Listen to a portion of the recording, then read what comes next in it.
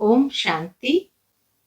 आज 22 जनवरी 2021 के मधुर महावाक्य है और आज की मुरली में बाबा हम बच्चों को समझदार बच्चों की निशानियां बता रहे हैं कि समझदार बच्चे कौन। तो बाबा कहे जो समझदार है वो सदा खुशी में रहते हैं। दूसरा बाबा कहे वो पारस बुद्धि बनते हैं। तीसरा वो सदा रूहानी सर्विस में लगे रहते हैं, सबको बाप का परिचय देते हैं। उन सबको बाबा ने समझदार कहा है। दूसरी बात बाबा ने कहा तुम बच्चे बाबा के पास आते हो रिफ्रेश होने और विश्राम पाने। रिफ्रेश होते हैं जब हम बाप को और वर्षे को याद करते हैं तो रिफ्रेश हो जाते हैं, और विश्राम पाते हैं।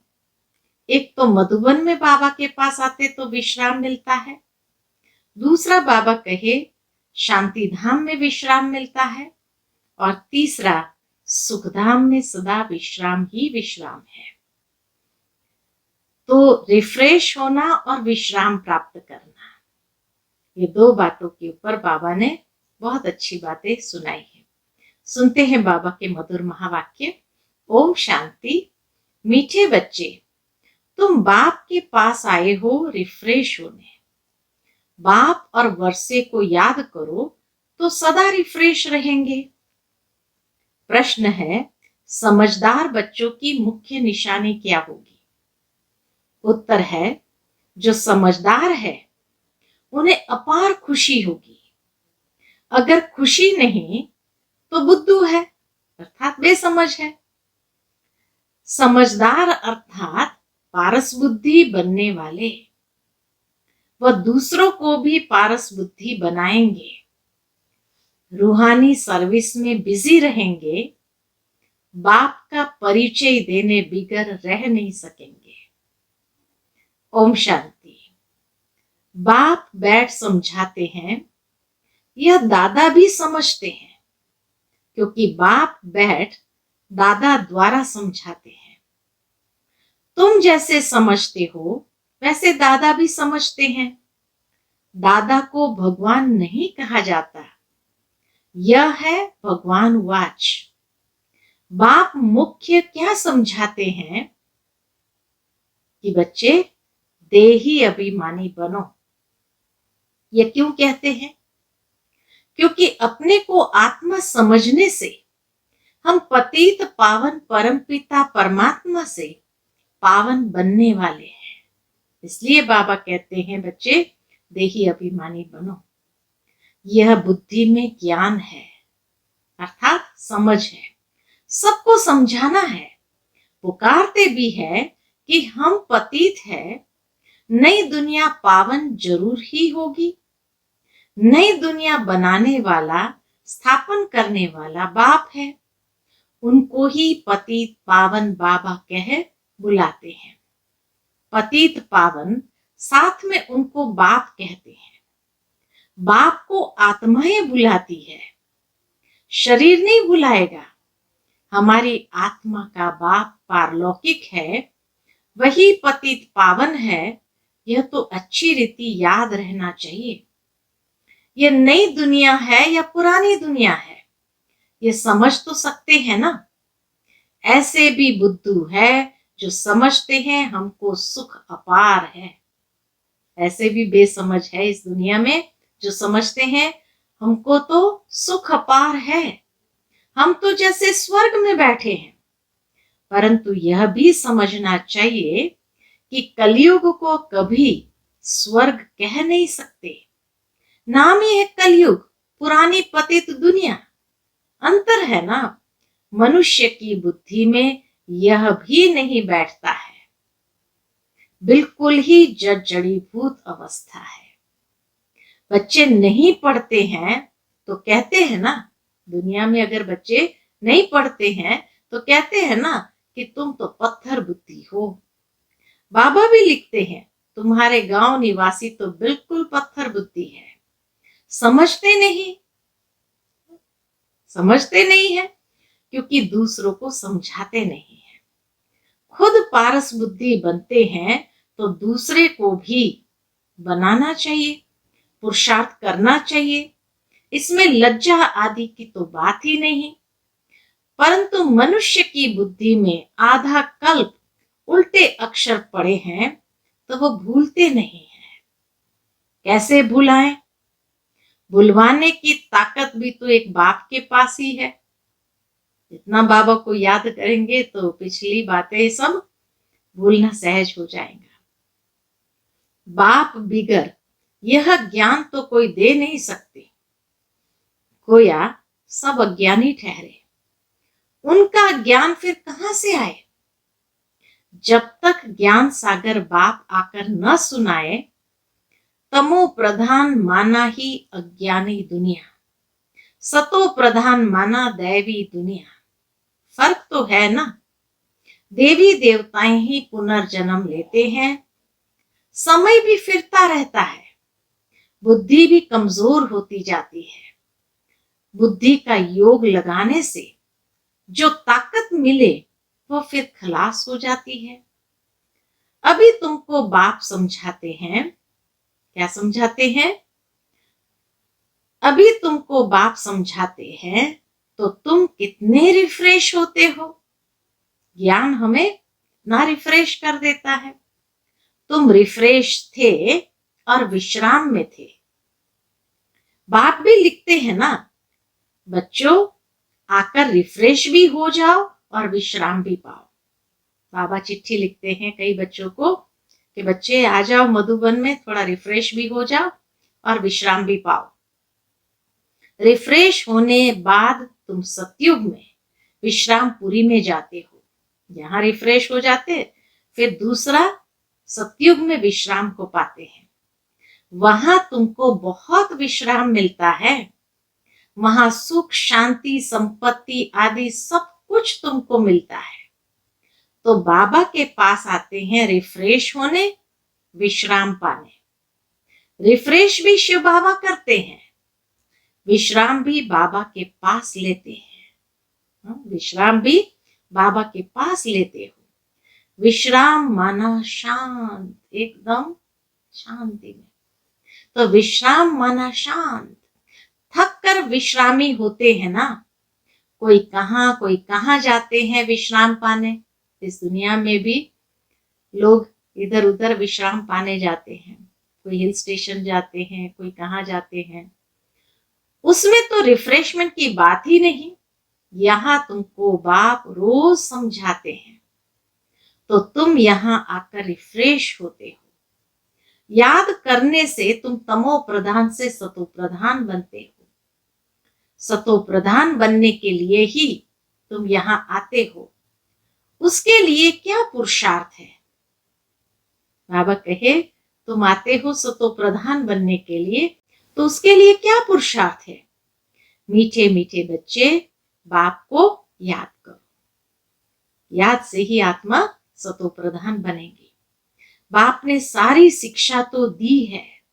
ये सृष्टि चक्र कैसे फिरता है, तुमको विश्राम कैसे मिलता है, और कोई भी यह बातें नहीं जानते तो उन्हों को भी समझाना चाहिए ताकि वह भी तुम जैसा रिफ्रेश हो जाए। अपना फर्ज ही यह है सबको पैगाम देना। अविनाशी रिफ्रेश होना है, अविनाशी विश्राम पाना है। सबको ये पैगाम दो। यही याद दिलाना है कि बाप को और वर्षे को याद करो। है तो बहुत सहज बात। बेहद का बाप स्वर्ग रचते हैं, स्वर्ग का ही वर्षा देते हैं। अभी तुम हो संगम युग पर। माया के श्राप और बाप के वर्षे को तुम जानते हो। जब माया रावण का श्राप मिलता है तो पवित्रता भी खत्म, सुख शांति भी खत्म, तो धन भी खत्म हो जाता है। तीनों चीज खत्म, पवित्रता, सुख शांति और धन संपत्ति, सब कुछ खत्म हो जाता है। कैसे धीरे धीरे खत्म होता है वह भी बाप ने समझाया है। कितने जन्म लगते हैं। दुख धाम में कोई विश्राम थोड़ी होता है। सुख धाम में विश्राम ही विश्राम है। मनुष्य को भक्ति कितना थकाती है। जन्म जन्मांतर भक्ति थका देती है, कंगाल कर देती है। यह भी अब तुमको बाप समझाते हैं। नए नए आते हैं तो कितना समझाया जाता है। हर एक बात पर मनुष्य बहुत सोच करते हैं, समझते हैं कहाँ जादू न हो, समझते हैं कहाँ जादू न हो। अरे तुम कहते हो जादूगर, परमात्मा को कहते ही हो कि वो जादूगर है, तो मैं भी कहता हूं जादूगर हूं। परंतु जादू कोई वह नहीं जो भेड़ बकरी आदि बना देंगे। जानवर तो नहीं है ना। यह बुद्धि से समझा जाता है कि भगवान कोई ऐसा जादू नहीं करते कि मनुष्य को भेड़ बकरी बना दे। नहीं, ये सब समझ की बात है। गायन भी है सुर मंडल के साज से। दुनिया के लोग क्या जाने। इस समय मनुष्य जैसे रीढ़ मिसल है। यह बातें यहाँ के लिए है, सतयुग में नहीं गाते। इस समय का ही गायन है। चंडिका का कितना मेला लगता है। पूछो वो कौन थी, कहेंगे देवी। अब ऐसा नाम तो वहां होता नहीं। सतयुग में चंडी का नाम किसी का नहीं होता। सतयुग में तो सदैव शुभ नाम होता है। श्री रामचंद्र, श्री कृष्ण, श्री कहा जाता है श्रेष्ठ को। सतयुगी संप्रदाय को श्रेष्ठ कहा जाता है। कलयुगी विश्व संप्रदाय को श्रेष्ठ कैसे कहेंगे। श्री माना श्रेष्ठ। अभी के मनुष्य तो श्रेष्ठ है नहीं। गायन भी है मनुष्य से देवता किए करत न लागी बात। फिर देवता से मनुष्य बनते हैं क्योंकि 5 विकारों में जाते हैं। रावण राज्य में सब मनुष्य ही मनुष्य है। वहां है देवताएं, उनको डीटी वर्ल्ड, इसको ह्यूमन वर्ल्ड कहा जाता है। डीटी वर्ल्ड को दिन कहा जाता है, ह्यूमन वर्ल्ड को रात कहा जाता है। दिन सोजरे को कहा जाता है, रात अज्ञान अंधियारे को कहा जाता है। इस फर्क को तुम जानते हो, तुम समझते हो। हम पहले कुछ भी नहीं जानते थे। अभी सब बातें बुद्धि में है। ऋषि मुनियों से पूछते हैं, रचता और रचना के आदि मध्य अंत को जानते हो, तो वह भी नेति नेति कर गए। हम नहीं जानते। अभी तुम समझते हो। हम भी पहले नास्तिक थे, बेहद के बाप को नहीं जानते थे। वह है असुल अविनाशी बाबा। शिव बाबा बेहद का बाबा है, असुल अविनाशी बाबा, आत्माओं का बाबा। तुम बच्चे जानते हो हम उस बेहद के बाप के बने हैं जो कभी जलते नहीं। यहाँ तो सब जलते हैं, रावण को भी जलाते हैं। शरीर है ना, फिर भी आत्मा को तो कभी कोई जला नहीं सकते। तो बच्चों को बाप यह गुप्त ज्ञान सुनाते हैं। इस समय बाबा आकर हम बच्चों को गुप्त ज्ञान सुनाते हैं जो बाप के पास ही है। यह आत्मा में गुप्त ज्ञान है। आत्मा भी गुप्त है। आत्मा इस मुख द्वारा बोलती है। इसलिए बाप कहते हैं, बच्चे देह अभिमानी मत बनो, देह अभिमानी मत बनो, आत्मा अभिमानी बनो। नहीं तो जैसे उल्टे बन जाते हो, अपने को आत्मा भूल जाते हो। ड्रामा के राज को भी अच्छी रीति समझना है। ड्रामा में जो नूंद है वह हूबहू रिपीट होता है, यह किसको पता नहीं है। ड्रामा अनुसार सेकंड बाय सेकंड कैसे चलता रहता है, यह भी नॉलेज बुद्धि में है। आसमान का कोई भी पार नहीं पा सकते हैं, धरती का पा सकते हैं। क्यों? आसमान का नहीं पा सकते, धरती का क्यों पा सकते हैं? क्योंकि बाबा कहे आकाश सूक्ष्म है, धरती स्थूल है। तो धरती तो स्थूल है, कई चीजों का पार पा नहीं सकते, जबकि कहते भी है आकाश ही आकाश, पाताल ही पाताल। शास्त्र में सुना है ना। तो ऊपर में भी जाकर देखते हैं, वहां भी दुनिया बसाने की कोशिश करते हैं। दुनिया बसाई तो बहुत है ना, इसी पृथ्वी पर कितना विस्तार किया है दुनिया बसाने में। बाकी बाबा कहे भारत में सिर्फ एक ही देवी देवता धर्म था और खंड आदि नहीं था, फिर कितना बसाया है? तुम विचार करो, भारत के भी कितने थोड़े टुकड़े में देवताएं होते हैं। जमुना का कंठा होता है, दहली परिस्तान थी, इसको कब्रिस्तान कहा जाता है। जहां अकाले मृत्यु होती रहती है, अमर लोक को परिस्तान कहा जाता है। वहां बहुत नेचुरल ब्यूटी होती है। भारत को वास्तव में परिस्तान कहते थे।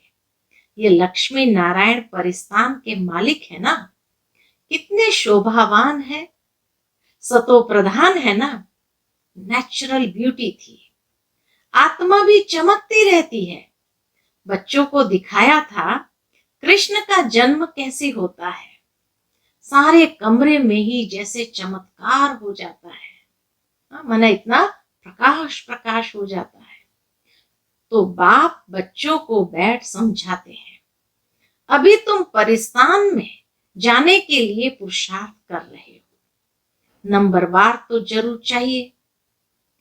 एक जैसे सब हो न सके, विचार किया जाता है इतनी छोटी आत्मा कितना बड़ा पार्ट बजाती है। शरीर से आत्मा निकल जाती है तो शरीर का क्या हाल हो जाता है। सारी दुनिया के एक्टर्स वही पार्ट बजाते हैं जो अनादि बना हुआ है। ये सृष्टि भी अनादि है, उसमें हर एक का पार्ट भी अनादि है। उनको तुम वंडरफुल तब कहते हो जबकि जानते हो ये सृष्टि रूपी झाड़ है। बाप कितना अच्छी रीति समझाते हैं। ड्रामा में फिर भी जिसके लिए जितना समय है उतना समझने में समय लेते हैं। बुद्धि में फर्क है ना, आत्मा मन बुद्धि सहित है ना, तो कितना फर्क रहता है। बच्चों को मालूम पड़ता है हमको स्कॉलरशिप लेने की है, तो दिल अंदर खुशी होती है ना। यहां भी अंदर आने से ही एम ऑब्जेक्ट सामने देखने में आती है तो जरूर खुशी होगी ना। अभी तुम जानते हो यह बनने के लिए, यह लक्ष्मी नारायण बनने के लिए यहां पढ़ने आए हैं, नहीं तो कभी कोई आ ना सके। यह है एम ऑब्जेक्ट। ऐसा कोई स्कूल कहां भी नहीं होगा जहां दूसरे जन्म की एम ऑब्जेक्ट को देख सके। तुम देख रहे हो यह स्वर्ग के मालिक है, हम ही यह बनने वाले हैं। हम अभी संगम युग पर है, न उस राजाई के हैं न इस राजाई के हैं, हम बीच में हैं, जा रहे हैं। खेवैया बाप भी है निराकार, बोट आत्मा भी है निराकार। बोट को खींचकर परमधाम में ले जाते हैं, इनकॉर्पोरियल बाप इनकॉर्पोरियल बच्चों को ले जाते हैं। बाप ही बच्चों को साथ में ले जाएंगे। ये चक्र पूरा होता है, फिर हूबहू रिपीट करना है। एक शरीर छोड़ दूसरा लेंगे, छोटा बनकर फिर बड़ा बनेंगे।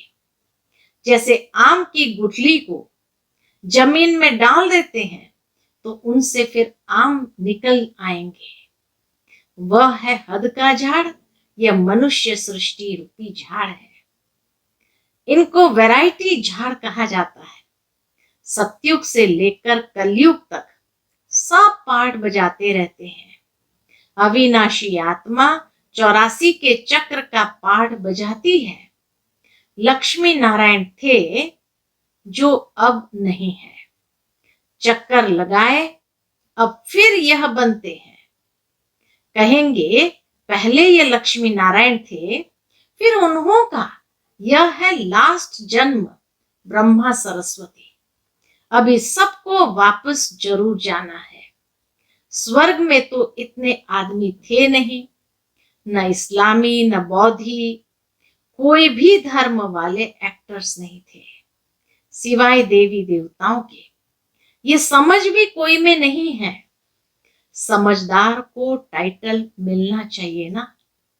जितना जो पढ़ता है नंबरवार पुरुषार्थ से पद पाता है। तो तुम बच्चों को यहाँ आने से ही यह एम ऑब्जेक्ट देख खुशी होनी चाहिए। हाँ, बाबा कहे तुम बच्चों को यहाँ आने से ही यह एम ऑब्जेक्ट देख खुशी होनी चाहिए। खुशी का तो पारावार नहीं। पाठशाला व स्कूल हो तो ऐसा, पाठशाला व स्कूल हो तो ऐसा है। कितनी गुप्त परंतु जबरदस्त पाठशाला है। कितनी बड़ी पढ़ाई उतना बड़ा कॉलेज। दुनिया में जितनी बड़ी पढ़ाई उतना बड़ा कॉलेज, वहां सब फैसिलिटीज मिलती है। आत्मा को पढ़ना है फिर चाहे सोने का तख्त पर, बाबा के आत्मा को पढ़ना है फिर चाहे सोने के तख्त पर चाहे लकड़ी के तख्त पर चढ़े। बच्चों को कितनी खुशी होनी चाहिए, क्योंकि शिव भगवान वाच है ना। पहले नंबर में है यह विश्व का प्रिंस। बच्चों को अब पता पड़ा है। कल्प कल्प बाप ही आकर अपना परिचय देते हैं। मैं इनमें प्रवेश कर तुम बच्चों को पढ़ा रहा हूं। देवताओं में यह ज्ञान थोड़ी होगा। ज्ञान से देवता बन गए फिर पढ़ाई की दरकार नहीं। इसमें बड़ी विशाल बुद्धि चाहिए समझने की। समझा, बाबा कहे इसमें बड़ी विशाल बुद्धि चाहिए समझने की। अच्छा, मीठे मीठे सिकिलते बच्चों प्रति माता पिता बाप दादा का याद प्यार और गुड मॉर्निंग।